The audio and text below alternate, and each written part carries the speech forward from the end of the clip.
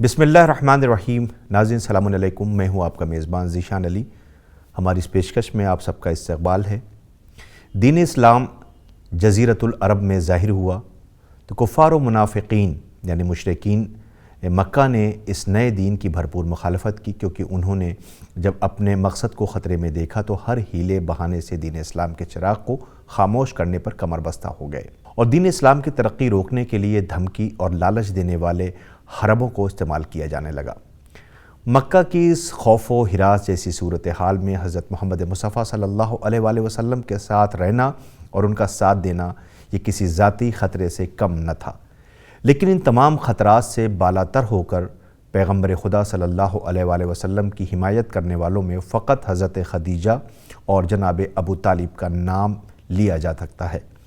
کہ جنہوں نے تاریخ اسلام کی گواہی کے مطابق اسلام کے شجر کی آبیاری کرنے کے لیے کسی بھی قربانی کو فداکاری سے پیچھے نہیں رہے۔ ہر شخص کے عقیدے کو چند طریقوں سے سمجھا جا سکتا ہے، اس شخص کی لکھی گئی علمی کتاب سے، سماج میں اس کے کردار و اخلاق سے، اس کے رشتہ داروں دوستوں کے عقیدے سے۔ ناظرین، حضرت عمران جناب ابو طالب کے عقیدے اور ایمان کو انہی تین طریقوں سے ثابت بھی کیا جا سکتا ہے۔ آثار علمی حضرت ابو طالب علیہ السلام کے کہے ہوئے اشعار مکمل طور پر ان کے ایمان اور اخلاق پر گواہی یعنی ان کے اخلاص پر بھی گواہی دیتے ہیں۔ آپ کے اشعار میں توحید کے اعلیٰ مفاہیم کو ذکر کیا گیا ہے۔ ہم ان اشعار کے صرف مفہوم اور ترجمے کو آپ کے سامنے پیش کرنے کی سعادت حاصل کریں گے۔ شریف و عقلمند افراد جان لیں کہ محمد صلی اللہ علیہ وآلہ وسلم بھی موسیٰ اور عیسیٰ کی طرح پیغمبر ہیں،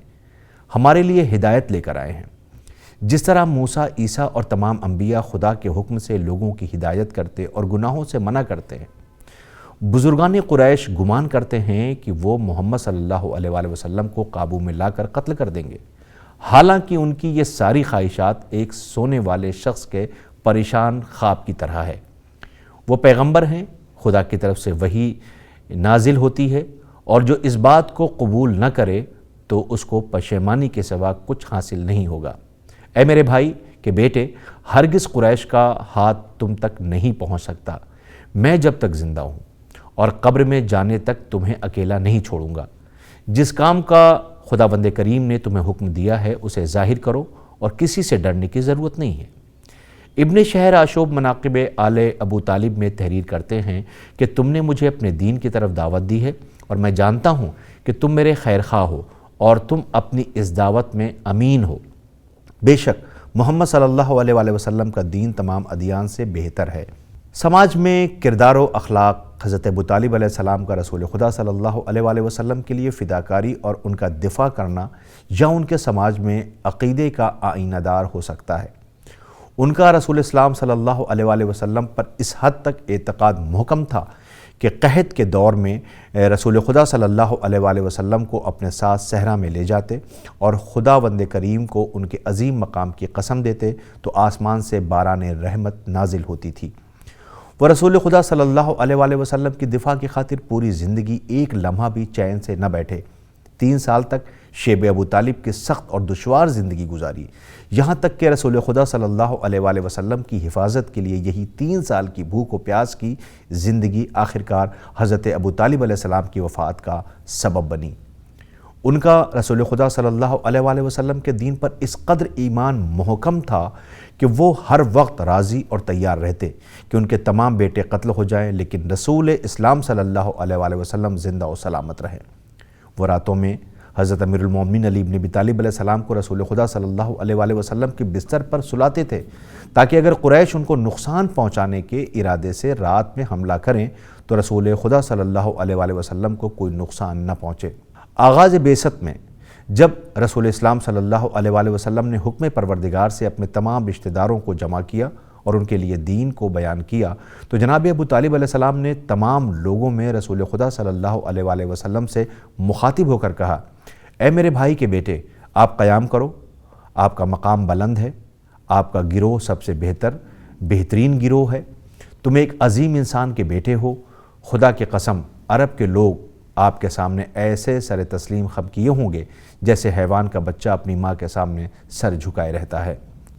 دوستوں اور قریب رہنے والوں کا عقیدہ دیکھا جاتا ہے کہ گھر والے بہتر جانتے ہیں کہ اس گھر میں کیا ہے اور کیا کیا ہوتا ہے۔ اس لیے حضرت ابو طالب علیہ السلام کے ایمان کے سلسلے میں اہل بیت طاہرہ علیہ السلام کی نورانی روایات کو ذکر کیا جا سکتا ہے کہ رسول خدا صلی اللہ علیہ وآلہ وسلم اپنے چچا حضرت ابو طالب کی وفات کے بعد ان کی میت کے پاس آئے اور فرمایا، اے چچا، آپ نے بچپن میں میری تربیت کی اور یتیمی میں میری سرپرستی کی اور آپ نے میری نصرت و مدد کی، بس خدا آپ کو بہترین جزا عنایت فرمائے۔ پھر آپ صلی اللہ علیہ وآلہ وسلم نے امیر المومنین حضرت علی بن ابی طالب علیہ السلام کو حکم دیا کہ ان کو غسل دیں۔ ناظرین، بہار الانوار میں علامہ مجلسی امام جعفر صادق علیہ السلام کی روایت بیان کرتے ہیں کہ امام علیہ السلام نے فرمایا، اگر حضرت ابو طالب علیہ السلام کے ایمان کو ترازو کے ایک پلے میں اور دوسرے انسانوں کے ایمان کو دوسرے پلے میں رکھا جائے تو حضرت ابو طالب علیہ السلام کا ایمان ان لوگوں کے ایمان سے وزنی دکھائی دے گا۔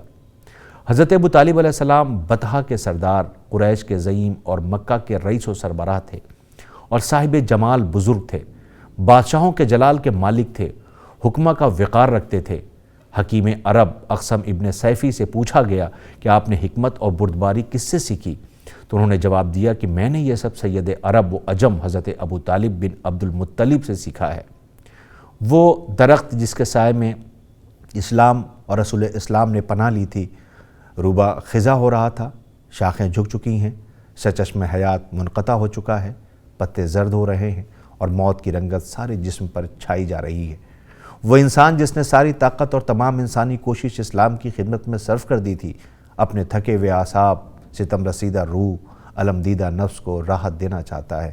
جناب ابو طالب علیہ السلام نے آخری وقت میں قریش کے سامنے یہ وصیتیں اور انسانی تعلیمات پیش کر کے انہیں اس بات کی طرف متوجہ کر دیا کہ محمد صلی اللہ علیہ وآلہ وسلم انہیں تعلیمات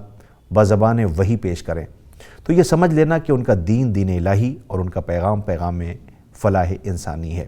اس کے بعد آپ نے آنکھیں بند کر لی اور 26 رجب 70 سال کی عمر میں مالک حقیقی سے جا ملے۔ اے مکے کے سردار اور سردار کے بیٹے، آپ پر سلام۔ اے کعبہ بننے کے بعد اس کے وارث، آپ پر سلام۔ اے رسول اسلام صلی اللہ علیہ وآلہ وسلم کی نصرت و پرورش کرنے والے، آپ پر سلام۔ اے محمد مصطفیٰ صلی اللہ علیہ وآلہ وسلم کے چچا اور علی مرتضیٰ صلی اللہ علیہ وآلہ وسلم کے والد، آپ پر سلام۔ سلام ہو آپ پر شہر مکہ کے سب سے بزرگ، سلام ہو آپ پر اے دین الہی کی دفاع کرنے والے اور سید المرسلین کی نصرت میں اپنے نفس کی قربانی دینے والے، سلام ہو آپ پر اور آپ کے فرزند امیر المومنین پر اور آپ سب پر خدا کی رحمت و برکتیں نازل ہوں۔ ناظرین، پروگرام کا وقت ختم ہوتا ہے، ہمیں ہماری ٹیم کو اجازت دیں، ہماری پھر ملاقات ہوگی، تب تک کے لیے خدا حافظ۔